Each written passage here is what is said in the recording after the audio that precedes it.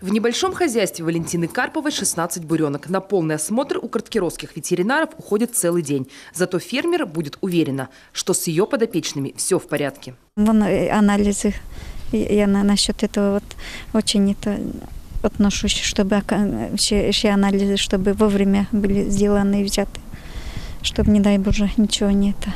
Первым делом берут анализы на бруцеллез. Опасное инфекционное заболевание, которым можно заразиться через мясо или молоко, как коровье, так и козье. И если в небольших подворьях ветеринары бывают раз в год, в крупных хозяйствах с проверками появляются чаще. В сельхозпредприятиях 2 раза в год, весной и осенью. Перед выгоном на пастбище и перед загоном с пастбищного периода. Помимо этого и на туберкулез сразу же исследования проводим. Слава богу, у нас республика благополучна в этом отношении, и у нас такого не выявляется.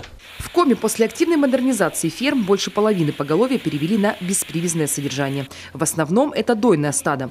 Подрастающее поколение все так же гуляет в полях по соседству с хозяйствами, а некоторых и вовсе вывозят на отдаленные отгонные пастбища. И как только после летних каникул на свежем воздухе телята возвращаются под крышу, их снова проверяют.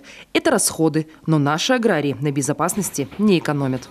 Оно все равно окупится сторицей, да, в том плане, что у них будет и, значит, продолжительность, скажем, лактационного периода или продолжительность жизни, продуктивная продолжительность жизни, значит, коровушек, плюс это же позже будет влиять, значит, на получение теленка, то есть это, опять же, в будущем молока.